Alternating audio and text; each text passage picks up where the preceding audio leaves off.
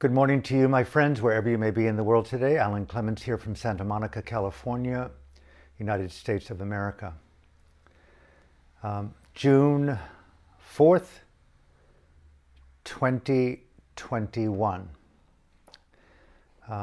I hope you are well in heart, in mind, in conscience, in dignity, in self-respect, wherever you may be sitting, walking, abiding in this world today, with yourself, with your family, with your daughter, with your husband, your wife, your grandparents, your mother, your father.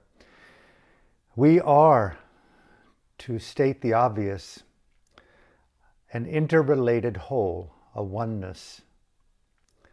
And those of us in our emergence to embody ethical, spiritual, mindful intelligence, coupled with empathy and compassion.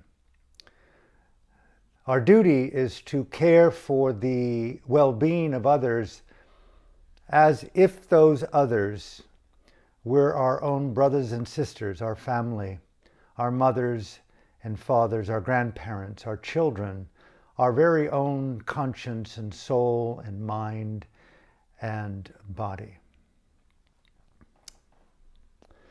May I encourage you today, if I may, and may you encourage me, and encourage our friends wherever they may be in the world, digitally, near us, family, friends, acquaintances, strangers, fellow sisters and brothers in the citizenry of life.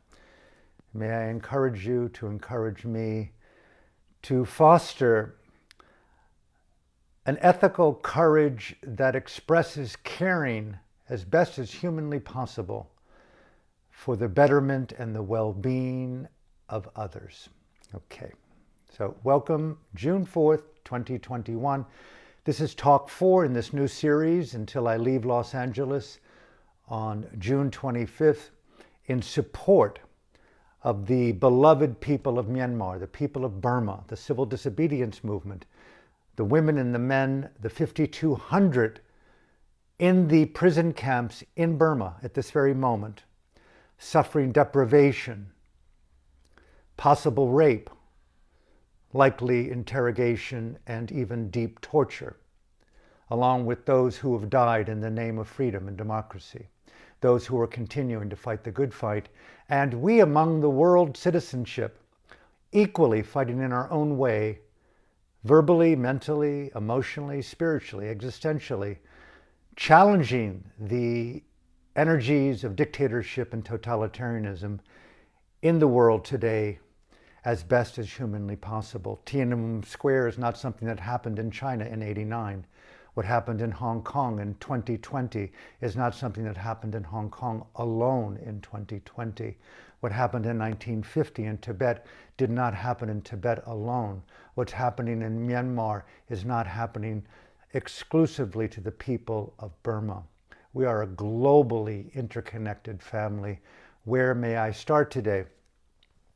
Totalitarianism, dictatorship is on the march. It's an unrestricted war on consciousness, on life, on biology, everywhere. So may I encourage you, to the best of our ability, to encourage each other to rise up in our own expression of creative activism and to support the democracy and freedom of people everywhere. Let me start today. I am very happy to announce I'm finally decided to read a couple of short sections from my recently published book, Extinction X-Rated. It's an autofictional dark satire about good and evil, along with a lot of other things. And it directly relates, this reading directly relates to both my own experience in Burma and to the issues that I see at hand currently in the revolution in its incarnation in Burma today. And for those of us awake in the world, realizing that global authoritarianism is on the march everywhere at this very moment. It's in our phones, it's in our minds, it's in our computers, it's in the media, it's in our government officials' rhetoric and the narratives that they want us to believe. to control, to manipulate, to denigrate, desecrate, enslave, I feel personally. This is not conspiratorial any more than what's happening in Burma is neither conspiratorial or fabricated. It is tragically a dark reality manifesting before the world's eyes. And we among the people of the world who care about freedom and democracy, let us stand up in fidelity. This was my scream. This is my radical satirical prose poem. It's my Sermon on the Mount to preserve, to elevate the status of dignity. Just like Aung San Suu Kyi told me many years ago, democracy is not about me. It is not about our movement alone today or even in this lifetime.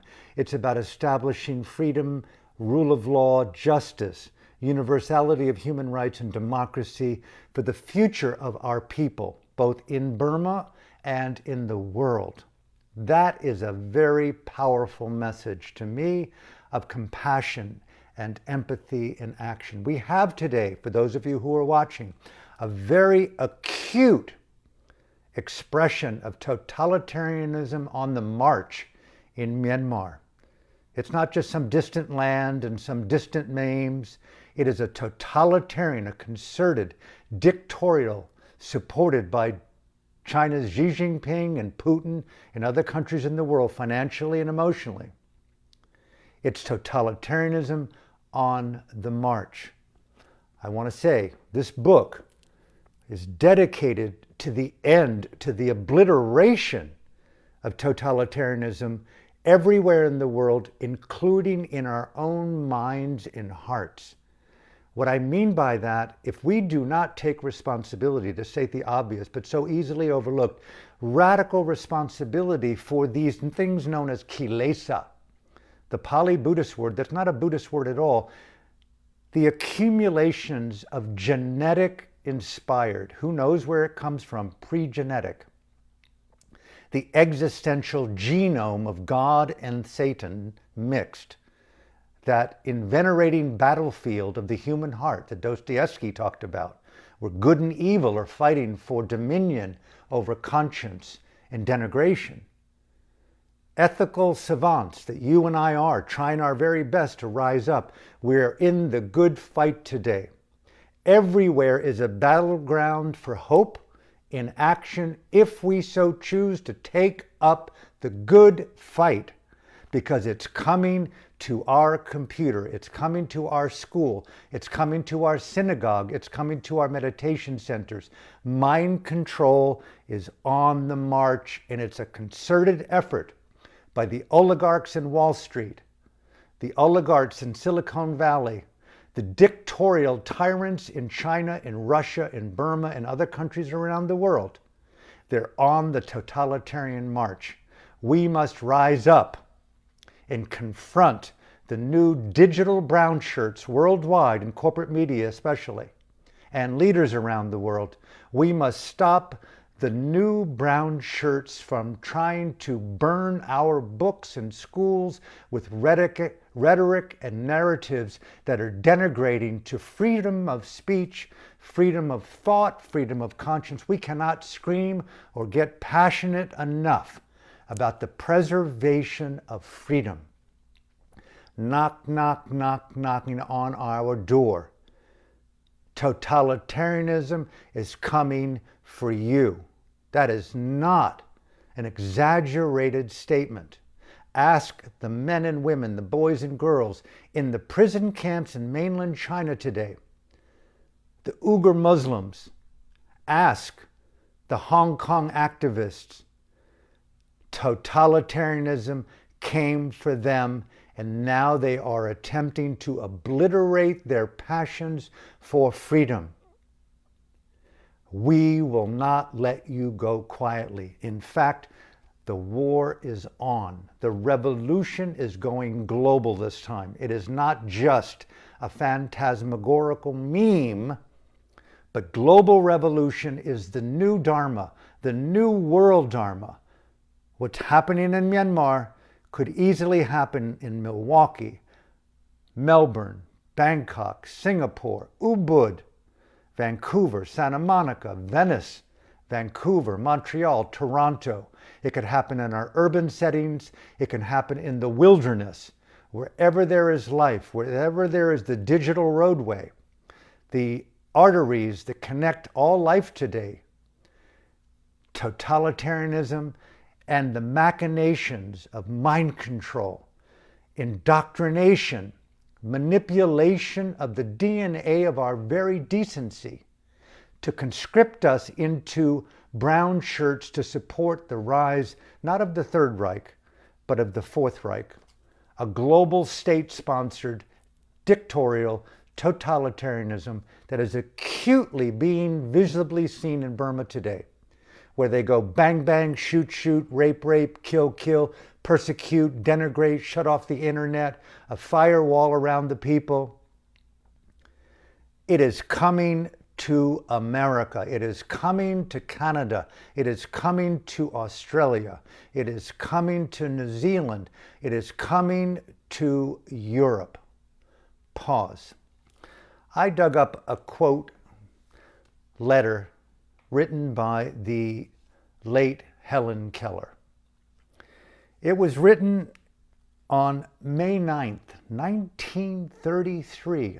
I'm not sure exactly the date, but that is about 7 or 8 years prior to the true beginning of World War II. We know, once that World War II started, and the trains to the camp started, and the bullets and the phonetic war started, and the conscription started, and there was Pearl Harbor and it started, and the fascists of Japan took over Burma, and the Allied forces fought back, and the Germans were on the march into the various countries through the European Union, Europe obviously at the time. We remember it well, 20 million people dead, 12 million systematically exterminated, an unthinkable. Imagine this talk right now on video. May I encourage you, share, share, share. Likes are irrelevant. Share, share, share everywhere. We are belonging to the next revolution of the spirit to confront injustice and those denigrating narratives and behaviors by totalitarian men primarily, not just them. They're propped up by the oligarchs of men and women in business and munitions and oil and cash, and the fetish that comes from that deep, unbridled greed known as loba, greed, the perversity of domination over the lifeblood, the toxic lifeblood of totalitarianism, loba, dosa, moha. Helen Keller wrote this, May 9th, 1933. We all remember the book burnings in the different cities in Germany, especially in Berlin, something like 20, 25,000, 40,000 people, or was it 20, 25,000, 40,000 titles as well, thrown into a pile as denigrating literature to the decency, to the fidelity, to the ideology of the good people of the Reich. Think of that kind of manipulation of consciousness, the coercion. Good people, your boys and my boys, your girls and my girls, you and me. I could easily see me being conscripted into the passion of a narrative, or rebelling like a radical maverick that said, no way, dude, no way will I belong to your cult, Adolf.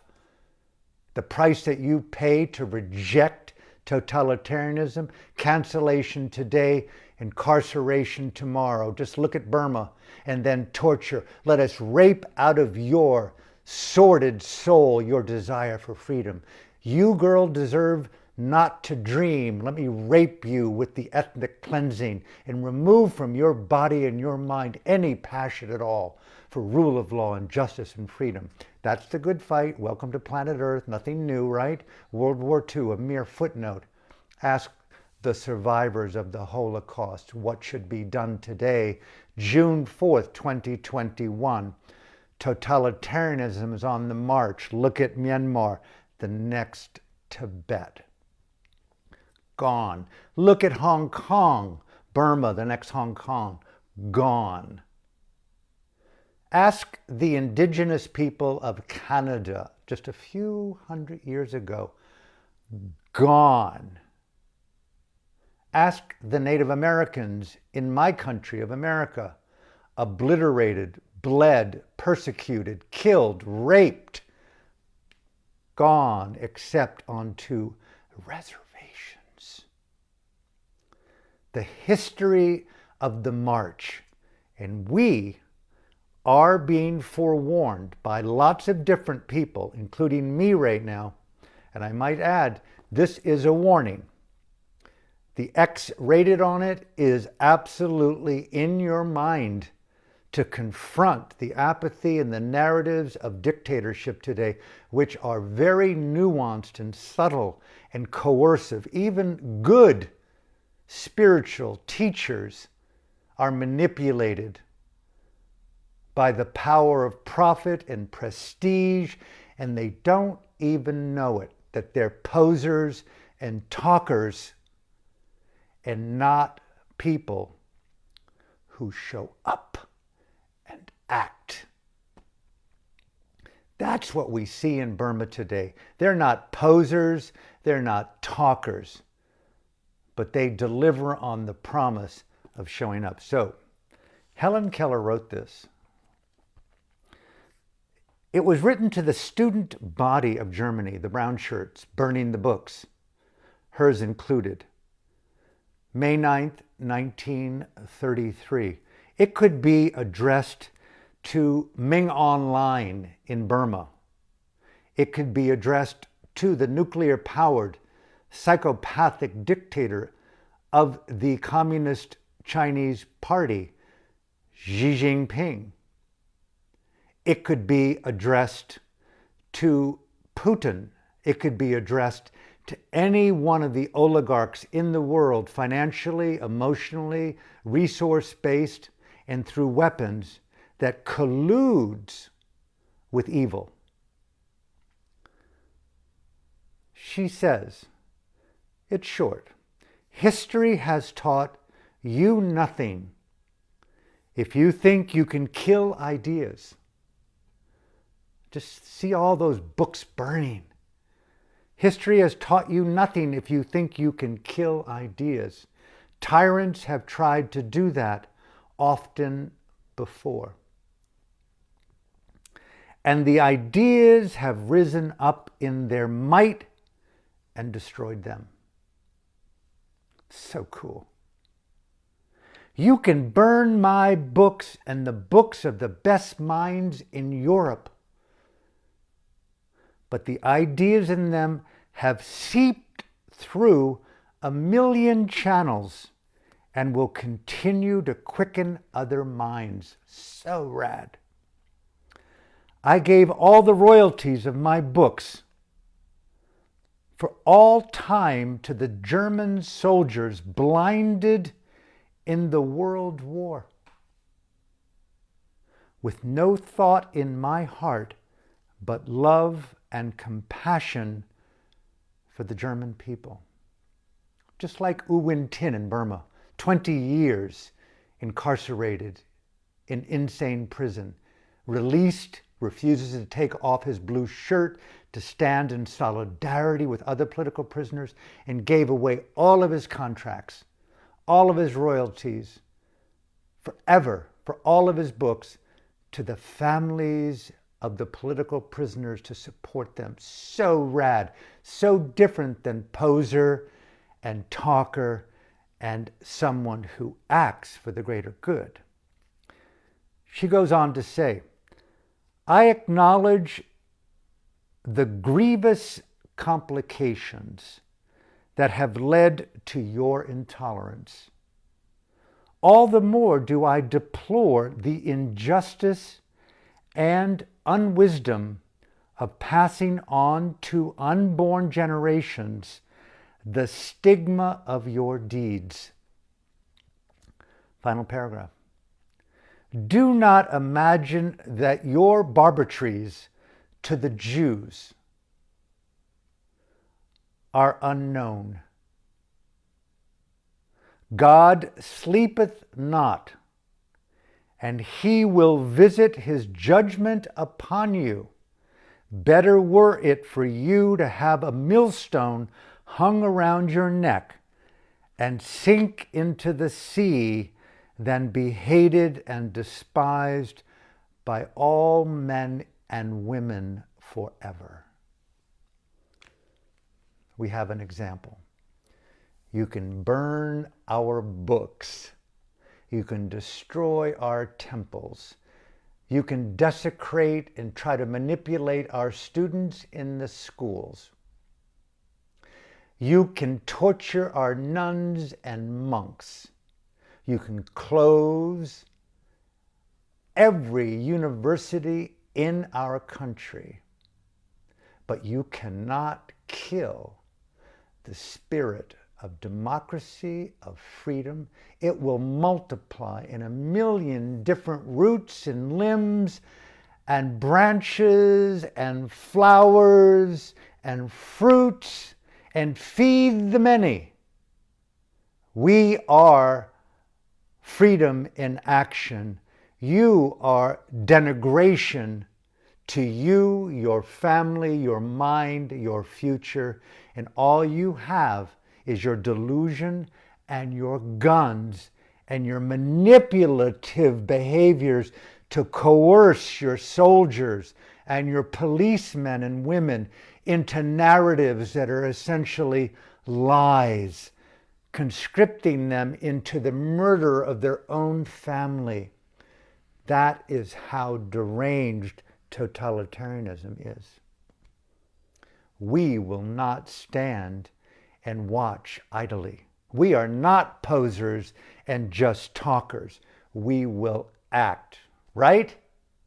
The time has come to stand in solidarity, to fight ethically, spiritually, existentially, financially, creatively, culturally, sonically, musically, sexually, every creative force in the mind and body we will employ, right?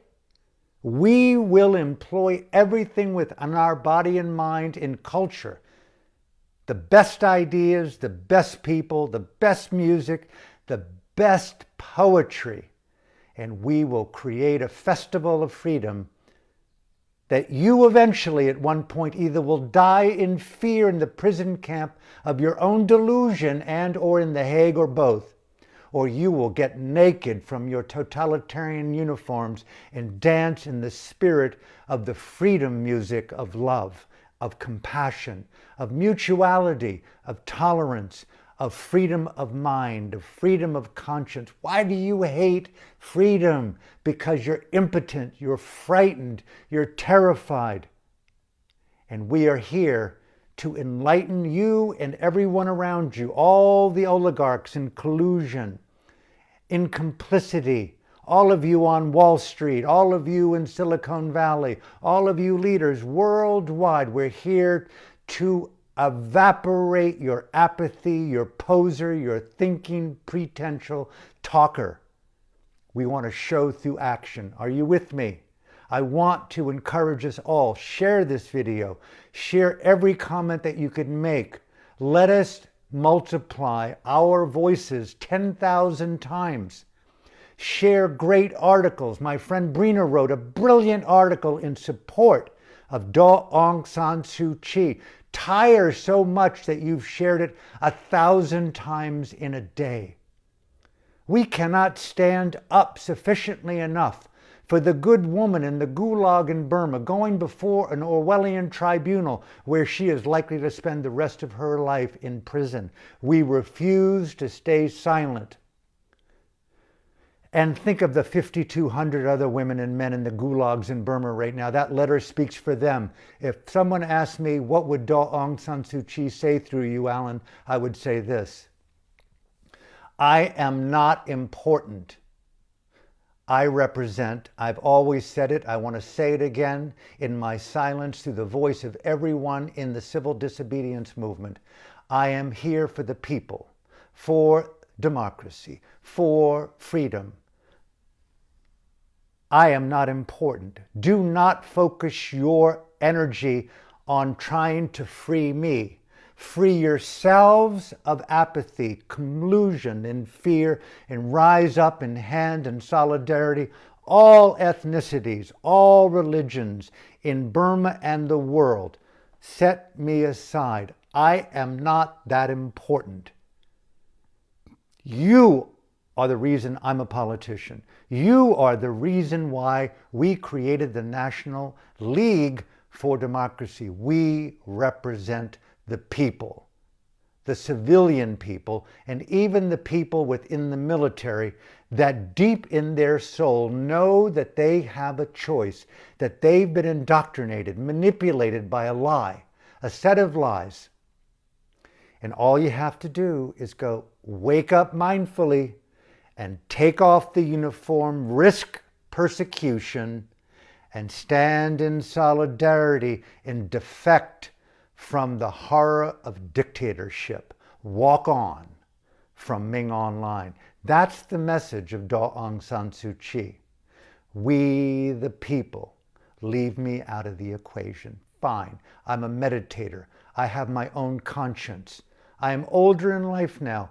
If they want to put me in prison, let them do what they need to do. My freedom was never theirs to take. She's told me that directly herself. She's made that public for decades. How do I feel when they unlocked the door of 54 University Avenue, my home where I spent the better part of 17 years in detention? I never felt unfree. How rad is that? I never felt unfree. My freedom was never theirs to take. I never learned to hate my captors. If I hated my captors, I was defeated. How cool a message is that from a leader incarcerated today in some secret location in the capital area we think of Burma. And to think right now, pause, all the men and women all throughout history, unknown to us, who have fought the good fight, who have died, who've been raped, who've been persecuted, who've been lynched by totalitarian idiot dictators and the running dogs of those systems of denigration, who have given the good life to support the freedom that we have right now in our lives. May I encourage you to encourage your friends, to encourage their friends. Let's join Burma's revolution of the spirit and let it go global. Freedom everywhere is our journey. Let us stop the narrative of dictatorship, coercion, and the denigration of freedom of speech and thought and press and religion. Wherever we see it, let us take up the good fight, just like Helen Keller's profound letter. They cannot kill ideas. Okay. Just had to get that off my chest. Thank you. Okay, back to what I promised. My book, Extinction X-Rated. I'm going to read, if I may, because I think I'm going to do some readings over the course of the next couple of weeks before I leave. I'd like to read the short prologue to begin. It starts with a famous quote by Audre Lorde: "Your silence will not protect you. Your silence will not protect you." How rad. I start the book, a prologue. Please bear with me. Listen. Today's talk and sharing, hopefully it's timeless. The difference between a poser and a talker and those who show up, those who act for the greater good. This book was never intended to be published. Rather, it was written as a form of existential self-therapy, to discover new inner landscapes and abide more honestly and courageously in conscience and dignity. Essentially, I wanted to ask myself the most pressing questions I'd been living with. In the face of the sixth mass extinction, is there hope and is it realistic? What do you fear and why? How are you in denial? Where are you folded? And how do you lie to yourself? And if so, what is it that you are hiding or afraid of? On a practical note, this work, for purely literary reasons, is autofiction, a novel situated somewhere between fiction and nonfiction with a first-person narrative. As such, there is absolutely no attempt, none, to depict people, places, and events accurately, my own and or others. With that said, everything in the book occurred at some point in my life, whether as an outer real-world experience or a fantasy made real on my own dreamscape. In that sense, this book is a deliberate creation of a conceptual mandala, an intersecting set of free-flowing symbols and realities, both provocative and playful. You can really laugh a lot in this book if you drop in beyond ego and fear, designed to awaken my own latent potentials and liberate limiting identities.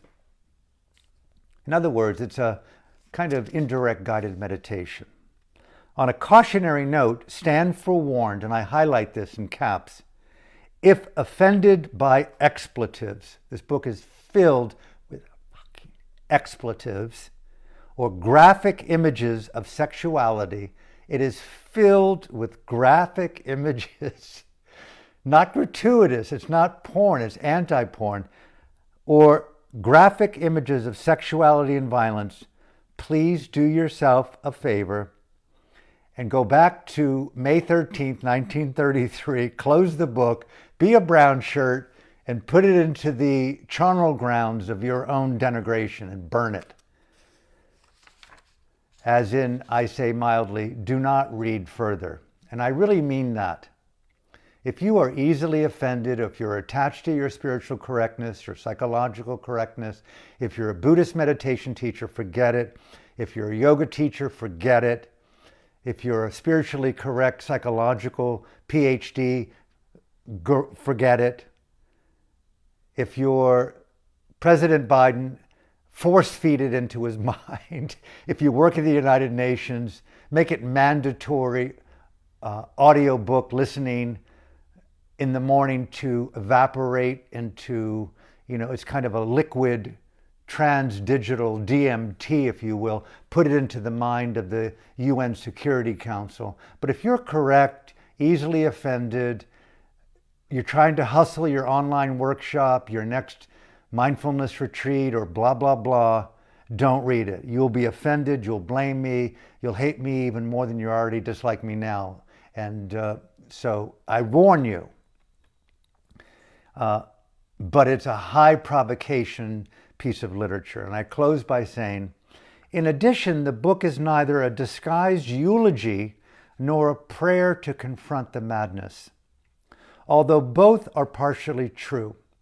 Equally, it's a self-guided meditation designed as existential entertainment, a cathartic collage of satirical stories laced with dark humor. You've got to be into dark humor to like Extinction X-Rated. As an expression of creative activism, the book confronts established notions of power, both political and spiritual. It asks us to face the incomprehensible, to look into the abyss itself and breathe together, bearing witness through imagination, invoking humor, maybe not laughter, in response to the horrors of the everyday world. As a purely creative act, I wanted to break free of artifice and taboos and cross boundaries, venturing into the unnerving frontiers of spontaneous authenticity. By challenging all forms of self-censorship, which I did, I created an experience that you may love. I pray. I'm a very sensitive and vulnerable guy. Or you may hate. Don't write me hate mail. That's okay if you want to burn the book and cancel it. Or you may be confounded by it, which is possible. In the end, the book is a prayer, a protest, and a scream, as it challenges propaganda and totalitarianism while I pray safeguarding freedom of thought, conscience, and expression. Because to me, freedom, dignity, and the universality of human rights are the vanguard of sanity and the best protection against racism, violence, and genocide.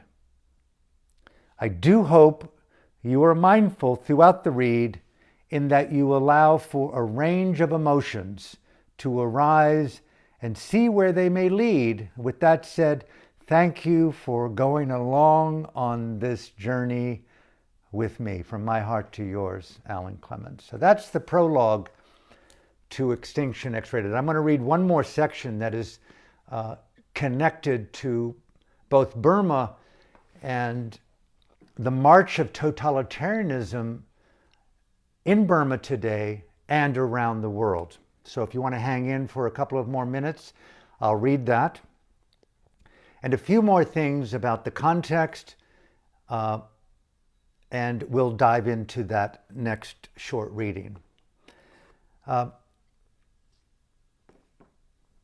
Many of us know that Burma right now is undergoing one of the most colossal humanitarian disasters, on par perhaps with Yemen and possibly even Syria.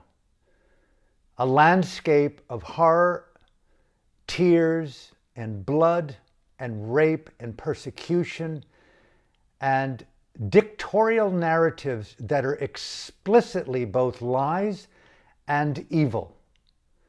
To study Burma, to study the corporate media around Burma, to study all of what we know about dictatorship out of China, out of Russia, out of America in many ways, and certainly out of Burma today, we must decode the narratives of the PR firms, and they're hiring PR firms worldwide to promote dictatorship, to promote the denigration of Aung San Suu Kyi and democracy in Burma.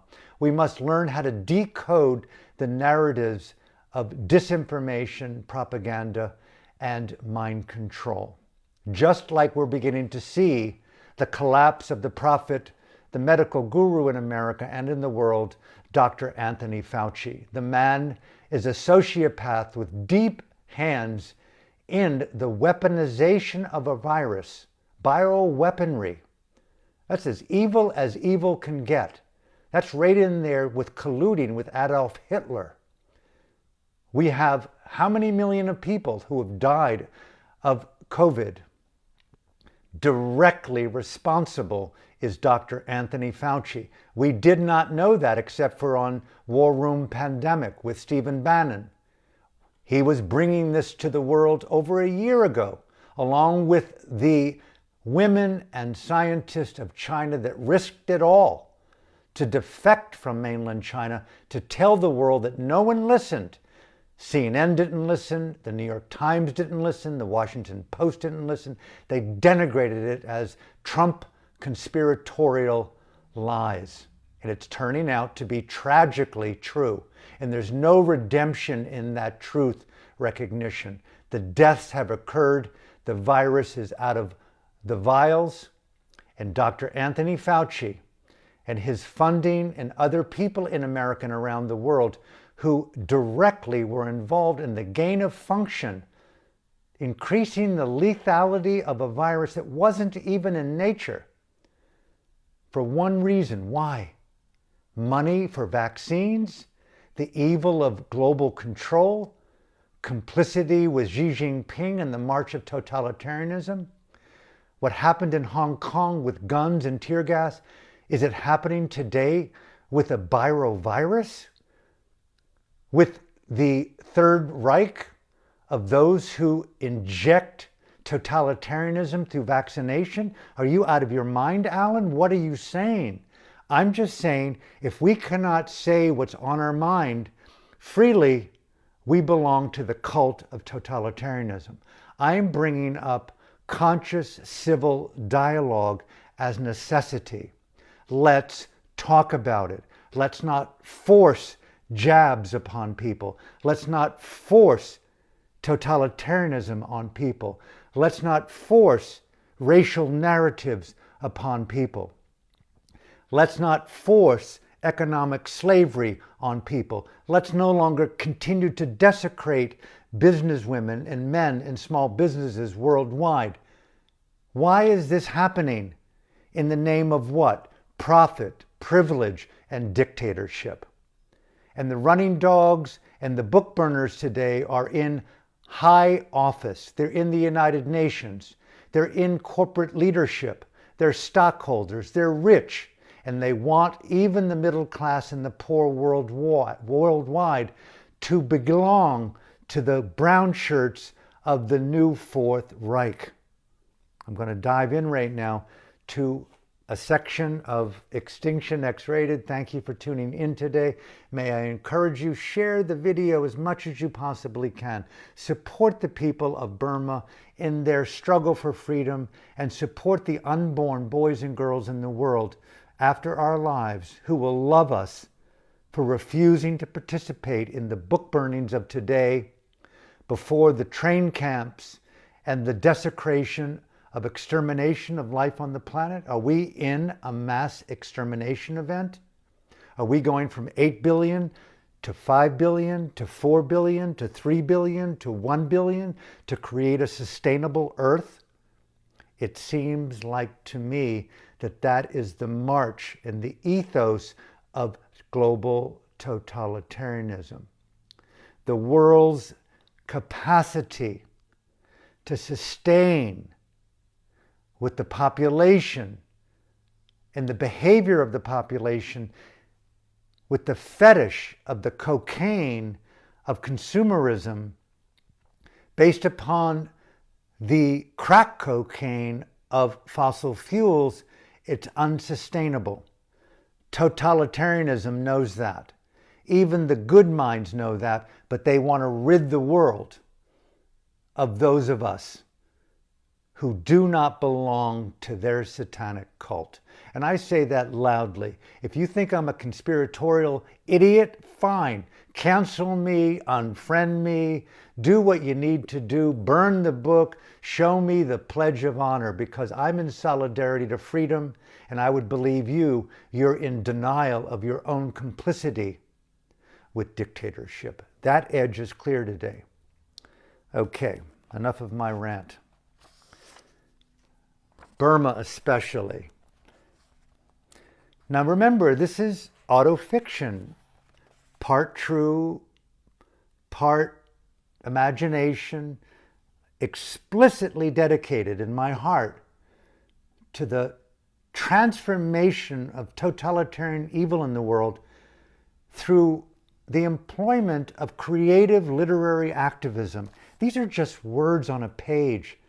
A girl being gang raped in a prison right now, and that was visibly behind me as a kind of decorative, real life example of what I'm trying to confront, you would turn this video off, you would unfriend me and tell everyone in the world, the guy is out of his mind, he's unhinged. He shows real life video live streaming of girls being gang raped at this very moment from perverse prisoners and those who hold those prisoners in prison camps around the world who are making extra money from the live stream. They want to send a fear shrapnel around the world. If you listen to Mr. Clements, if you listen to Aung San Suu Kyi, if you listen to the freedom lovers around the world, this is your future. See it? See this girl blindfolded and screaming? She's in insane prison right now. She stood up for the civil disobedience movement. She was a model. Her husband was an actor, the two highest paid personalities in Burma. And she right now is being tortured, likely raped, live streaming to you.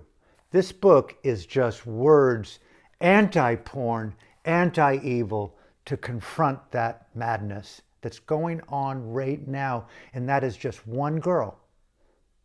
And there are 5,200 other men and women undergoing the same thing right now. And guess what?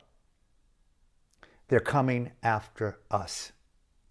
I believe that more now than I've ever in a million years could imagine ever saying that. And I've been saying similar things way back. They're coming after us, just like they did in Tibet, in Hong Kong, in Burma. I do feel that our cities, our lives, our universities, our schools, our churches, our centers will be filled with disinformation and control, and a lot of good people in the world will collude with the next incarnation of a yet-to-be-known, probably decentralized Hitler, a blockchain mentality Hitler. We cannot belong to that cult. This book is my attempt. Here's this section called Independence Day. I was there, January 4th, 1996, Rangoon, Aung San Suu Kyi's house. It's only short. It's 3.5 pages to save the world and to confront dictatorship. Allow me.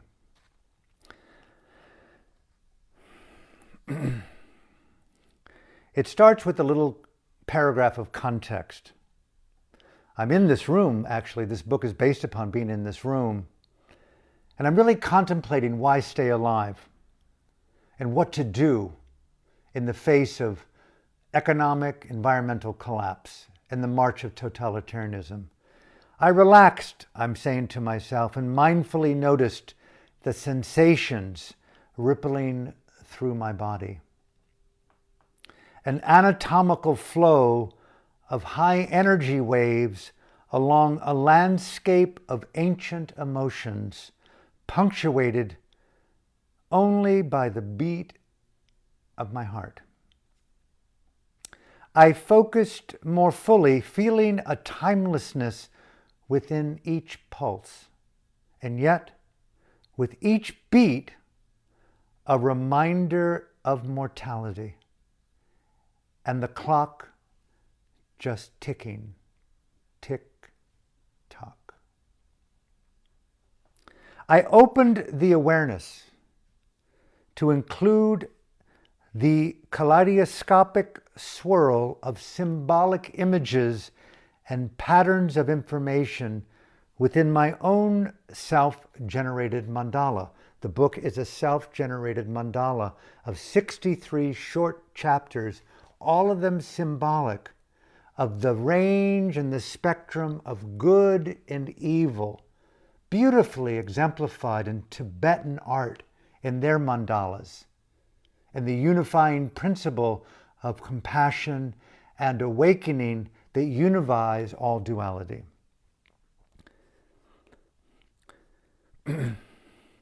I looked more mindfully into the set of historic images in my own mind, hoping to extract new meaning into the present. As I do, I'm simultaneously transported back to Burma, January 4th, 1996, and into the future and back again to a transient earth. I'm at Aung San Suu Kyi's home in Rangoon, a place I've come to know through months of secretive conversations with her and other revolutionaries in their struggle for freedom. I hear the sounds of jubilation in the festive air. As a Westerner dressed in Burmese attire, I'm unrecognizable as I mingle among the several hundred of the country's most prominent democracy activists. They're celebrating Independence Day in defiance of dictatorship. This is in 1996. This is a true event. With gatherings of 5 or more a crime against the state and punishable by imprisonment, torture, even death by starvation or rape. This is 25 years ago, and here it is ongoing and going on and more aggressive than ever. 2.5 decades. It's mind-blowing. The revolutionary atmosphere within Daw Sue's compound was alive with traditional theater, music and singing and storytelling and puppetry and classical dance, and radiant with the people's love of harmlessness as the most effective means to fight totalitarian tyranny. I took a moment to let history transport her magic throughout the existential arteries of the past to embolden my truth today. Remember why you are here, Alan, to decide whether life is worth living. Everything else is irrelevant. On the lakeside of Aung San Suu Kyi's compound, the curtain opened on a makeshift stage. And to the joy of all gathered, U Parle, the country's preeminent spoken word satirist, appeared. I have films of this too, the only films in the world. Many say that the seeds of Orwell's totalitarian classic, 1984, was birthed during his years in Burma as a policeman. And my translator explained, U Parle's performances brought new meaning to Big Brother. So much so that telling the truth was not only a revolutionary act, but one met with prison, torture, and often death. As U Parle took the mic, I was told that he had just been released the day before from a hard labor camp in the north. His crime? Satirizing Burma's military dictator at his last gig. And this was U Parle's first act upon release, traveling underground from Mandalay to perform here on Independence Day, the very day 50 years before that Burma unchained herself from 135 years of British imperialism. U Parle continued, quote, "For 6 years I've been pounding rocks, 20 hours a day, with leg and arm irons on, waiting for this moment to perform again." So rad. I tried to imagine his reality, impossible as it was, chained at a crossroads for 6 years, pounding rocks without a choice of which road to take. Both forks pointed back to where he was standing, pointing right back to his feet as he pounded rocks with his arms and hands. And I heard his totalitarian master shouting in my head. I can hear Ming online even right now. "Put your head down, civil disobedience movement. Pound those rocks. Do as I say. Do not dare think of tomorrow or even today. Lift that pickaxe and keep pounding, and never forget you're a criminal and our slave." U Parle continues, quote, "Let me offer a few reminders from our brother George Orwell. Although he lived with us back in the 40s, his spirit lives on today. He said, a people that would allow themselves to be dominated by corrupt generals, politicians, impostors, thieves, and traitors, as they do not only here in Burma, but all over the world, especially in China, Russia, and North Korea, are not victims, but accomplices. Although counterintuitive, he explained, the greater the understanding of the beast, the greater the delusion, the more intelligent the true human, the less sane. Therefore, feel that staying human is essential, even when it feels like it can't have any result. In so doing, you've beaten them.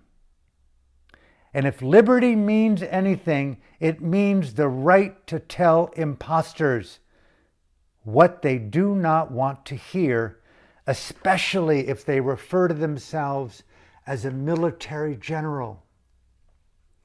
With that said, I know that today's show will land me back in prison, he said, but so be it. Freedom is more important than fear. Freedom is more important than fear. May that meme from Uparle, freedom is more important than fear. As Doshu told me, let us learn to quiver with freedom. Although fear and freedom coexist, let us learn to act despite the fear. Freedom is more important than fear, boys and girls worldwide. And the civil disobedience movement, they're trying to break the spirit of the people. Freedom is more important than fear. May the revolution and the independence movement go worldwide. I continue for the final page of this little section. For the next 2 hours, Uparle and his mustache brothers dazzled the audience with biting satire aimed squarely at the evil of the military dictatorship in his own country and the totalitarian meme embedded in the mind of most everywhere in the world, even among democratically elected freedom-loving leaders worldwide. People laughed and cried and got up and danced in a revolutionary expression of moral rebellion, a virtue I drew from here in the house of my friend Robert Chardoff, in the house of Rocky. He made the Rocky movies. To further fuel my own escalating war with fear and resignation. And sure enough, the day after the show, Uparle was picked up in the middle of the night by the totalitarian military police in Burma and carted off without trial and sentenced to 6 more years in a hard labor camp, pounding rocks with arm and leg irons 20 hours a day.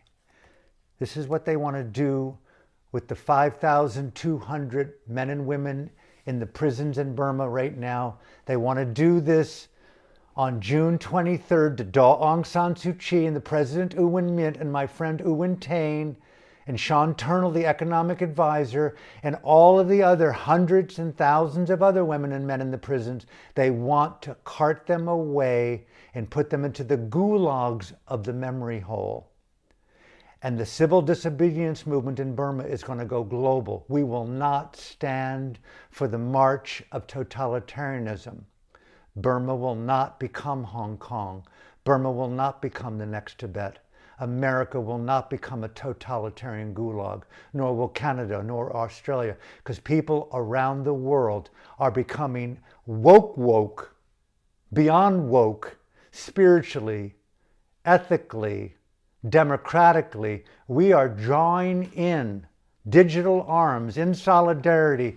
Our voices are high and radiant, and it's filled with freedom and the love of human rights and conscience and the music of dignity, mutuality, rule of law.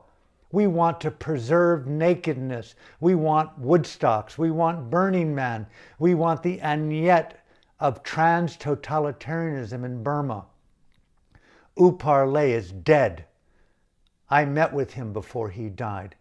In those additional 6 years of pounding rocks, I asked him, how did you get through? He said to me, Alan, my freedom, just as the meme circulates around the world, freedom is more important than fear. Although they put us behind the iron bar, my freedom was never theirs to take. That's Burma's revolutionary activists. That's Daw Aung San Suu Kyi. That's the civilian government. Those are freedom-loving people around the world, all throughout history and all into the future. May we draw solidarity. In closing, Burma is on the brink, if not already over the edge, of a humanitarian disaster based upon the evil desecration of life through the terrorist organization known by the acronym MASAC, Ming Online's State Administration Council. He is no longer a general in the Thamada, started by Daw Aung San Suu Kyi's honorable father, General Aung San. He is a military poser wearing a uniform. He is nothing other than Burma's Pol Pot. State Administration Council is equal to a Khmer Rouge in modern times. You will be stopped. The humanitarian disaster, stop being a talker, Mr. Biden. Stop being a poser, Secretary Blinken of the United States.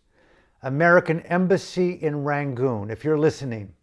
Ambassadors, political attaches in every other country in Myanmar. Leaders at the United Nations. The 15 members of the United Nations Security Council. Prime ministers, priests. Teachers of Buddhism and yoga meditation worldwide. Hear me out. Burma needs our mind, our compassion, and our hands. It's a humanitarian disaster. Don't talk, act. Just as I've advocated yesterday, I will advocate again. President Joseph Biden, Secretary Blinken, ambassadors worldwide, United Nations members, elected leaders worldwide, governors, mayors, congressmen, congresswomen, senators, worldwide leaders, act in consortium. Deliver a medical ship to the Bay of Bengal off the coast of Burma. Paint 3 fingers in solidarity with the civil disobedience movement in Burma. Give them food. Find ways to bring in medical supplies. Create 50 of the top cryptocurrencies to support the civil disobedience movement. Global wallets for the people. Pour in Bitcoin, Bitcoin Cash, Stellar, XRP, whatever the coin is of your choice, Mr. Musk. Don't put broken hearts. Put 2 hands on your phone, type in your wallet's code, and put in $1 billion of your money to support democracy in Burma. Mr. Biden, do everything you can to let our military men and women on that medical ship to do their ethical duty. Support nonviolently the civil disobedience movement in Burma. Show up for Tiananmen Square. Prevent Burma from becoming a next Tibet. Show up for the lapse of conscience to the Hong Kong activists. Confront Premier Xi Jinping. Yes, divest oil money, gun money. Sanction all of those men and women around the world who refuse to give up their complicity with the rise of the Fourth Reich in Burma and Xi Jinping and Putin. I am asking people worldwide, stop being a poser. Stop being a talker. Show up like Uparle. Deliver on the promise of your empathy and your compassion, your democracy and your freedom in action. Do not ask anyone how they feel. Do not ask what they need. Deliver millions and billions of dollars, food supplies, medical supplies. Offer every form of compassionate support and help for the people of Burma. Confront Ming online. Don't let those 5,200 imprisoned men and women activists, journalists, teachers, doctors, nurses go silent. Show up, world. Stop talking, Australia. Stop talking, Premier Trudeau. Stop signing press releases. Stop using words to show compassion. Deliver money. Deliver medicines. Deliver food. Deliver hope. Do everything we can to support the end of totalitarianism. Let me conclude. One of Aung San Suu Kyi's things that she told me on a very frequent basis, our revolution will be successful if one person inspires another. One person at a time. Be a force multiplier. Know what democracy means for you. Set aside Aung San Suu Kyi. What does freedom mean to you in your life? What do universal human rights mean? Have you studied the 30 articles of the Declaration of Human Rights? What are 3 of the ones that you could never live without? We're on the verge of an economic, colossal banking collapse, where fiat may very well likely be obliterated quickly. Middle class obliterated rapidly. Businesses evaporating worldwide as we speak. The brown shirts, the book burning, Helen Keller's brilliant short writing here decades later being expressed in June 2021. Do not sit idly by. Rise up in your spiritual action. Words are not enough. Buddhist teachers in America, Canada, Australia, New Zealand, especially you who practice mindfulness, teach mindfulness, unleash your bank accounts. Those of you who out there that own crypto, unleash your wallets, create wallets for the people of Burma. Give them hope in action. Deliver. Deliver on the promise of your dana, your sila, your bhavana. Overcome talking. Aung San Suu Kyi told me, one person at a time. For every person that came out to that home that day with Uparle, they knew 3 people within a week who were incarcerated or imprisoned, or they themselves disappeared. And what Aung San Suu Kyi and U Tin U and U Win Tin and U Chi Mong and U Win Tain and all the other boys and women and men that I knew at that time, they delighted in opening their homes when a man or a woman was taken away, their bank account seized, incarcerated or imprisoned, just like they're doing today in Burma. My home is yours. My money is yours. I visited these homes. I found some homes that were single family homes that have 10 to 20 families living in them because they dared to quiver with freedom. They came out and defied the state rule that 5 or more were a crime against Big Brother. We must confront Big Brother. May I invite you, share this video worldwide. Send it to the inbox of every media personality. Share it worldwide with your elected officials. Do everything imaginable. The books are being burned today in the digital memory hole of cancellation culture today, incarceration tomorrow, and as it's been so famously said by the Lutheran priest Martin Niemöller, first they came and got the communists, the trade unionists, the authors, the intellectuals, Helen Keller, and I didn't speak up. And then they finally came and got the Lutheran priest. And because I was a very well-respected California Buddhist meditation teacher poser, I didn't speak up, and there was no one left to speak up for me. What are you waiting for, Silicon Valley? What are you waiting for, America? What are you waiting for, President Biden? Send that medical ship to the Bay of Bengal right now. Act, overcome, talk. From my heart to yours, share this video worldwide. For the future of freedom, from my heart to yours. Hope to see you tomorrow, God willing.